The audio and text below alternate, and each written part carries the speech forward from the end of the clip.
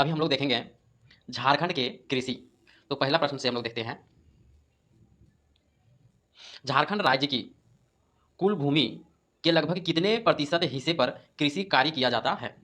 तो झारखंड का कुल भूमि जो है 2019 में 79714 वर्ग किलोमीटर, जबकि 2021 के अनुसार 79716 वर्ग किलोमीटर हो गया है। तो ये 2019 के अनुसार कृषि कार्य कितने प्रतिशत पर किया जाता था।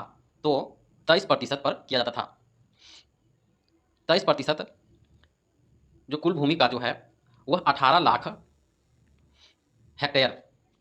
दूसरा प्रश्न देखेंगे कि राज्य की कुल आबादी का लगभग कितना प्रतिशत श्रम बल,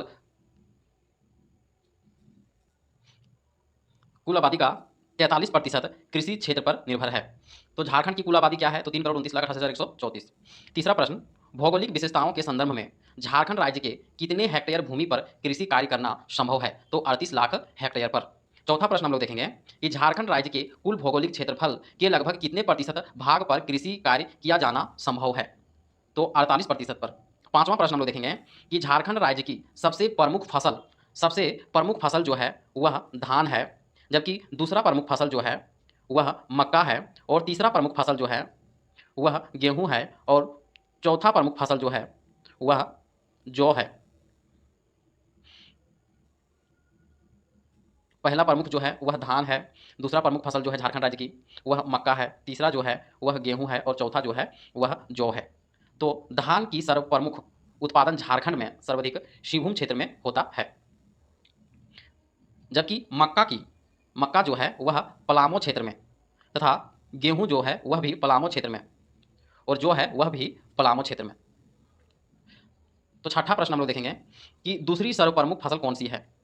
तो अभी हम लोग देखें तो दूसरी सर्वप्रमुख फसल जो है वह मक्का है, जिसका उत्पादक जो है वह पलामू जिला मुख्य रूप से है।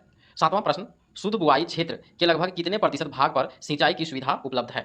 तो सिंचाई की सुविधा उपलब्ध है 15% भाग पर। आठवां प्रश्न, झारखंड राज्य सिंचाई का सर्वप्रमुख स्रोत क्या है। तो सर्वप्रमुख स्रोत जो है वह कुआं है। कुआं से झारखंड में 30% खेती किया जाता है, और कुआं से सबसे सर्वप्रथम जो है वह गुमला जिला, और दूसरा स्थान पर है वह गिरिडीह जिला।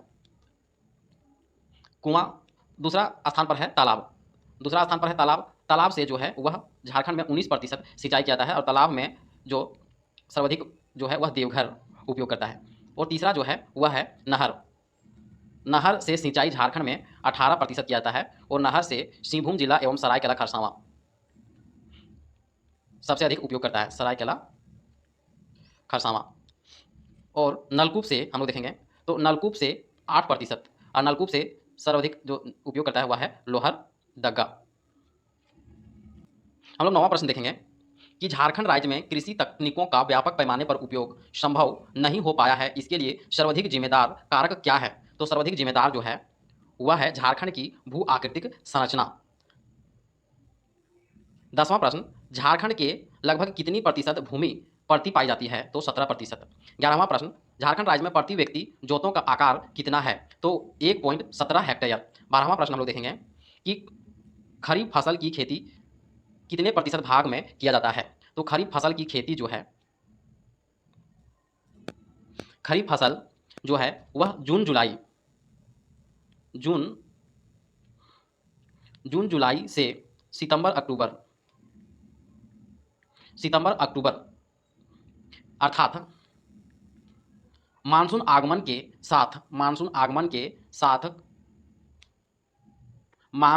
साथ आरंभ होता है, और मानसून की समाप्ति पर खत्म होता है खरीफ फसल। तो खरीफ फसल जो है, खरीफ फसल के अंतर्गत आते हैं धान, मक्का, बाजरा, मूंगफली एवं गन्ना। खरीफ फसल जो है वह झारखंड में दो प्रकार के होता है। पहला जो है वह अगहनी फसल, और दूसरा जो है वह भदई फसल।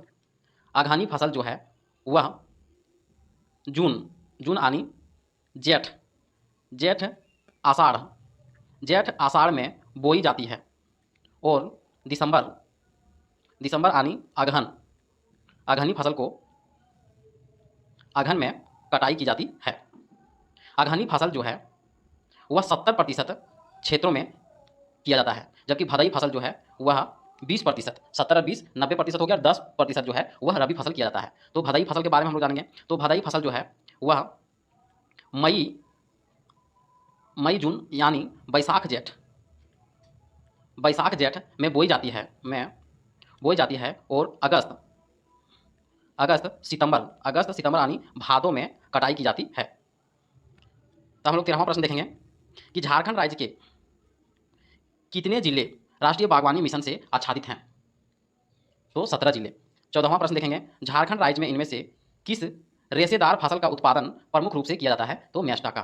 15वां प्रश्न देखेंगे कि झारखंड राज्य के किस जिले में भारतीय कृषि अनुसंधान संस्थान की स्थापना की जा रही है? तो किया गया है हजारीबाग के बरही क्षेत्र में। 16वां प्रश्न देखेंगे कि कौन सी झारखंड की खरीफ फसल का प्रकार है? तो खरीफ फसल अभी हम लोग पढ़े, खरीफ फसल जो है वह दो प्रकार का है, एक है अगहनी फसल और दूसरा है भदई फसल। अगहनी फसल जो है वह 70% किया जाता है, जबकि भदई फसल जो है वह 20% और 10% रबी फसल। तो हम लोग 17वां प्रश्न देखेंगे कि भदई खरीफ फसल किस माह में बोया जाता है? तो अभी हम लोग देखे थे भदई खरीफ फसल जो है वह बोया जाता है बैसाख जेठ में, तो ऑप्शन दिया है बैसाख।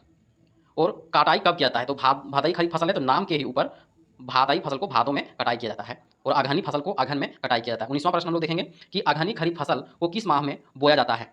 तो अगहनी फसल को जेठ आषाढ़, तो ऑप्शन दिया है आषाढ़, तो आषाढ़ में बुआई किया जाता है और अगहनी फसल को कटाई कब किया जाता है? तो अगहन में ही कटाई किया जाता है। इसमें ऑप्शन दिया होगा ऑप्शन नंबर सी। 21वां प्रश्न हम लोग देखेंगे कि झारखंड के कुल कृषिगत भूमि के लगभग कितने प्रतिशत भाग पर भदई फसल किया जाता है?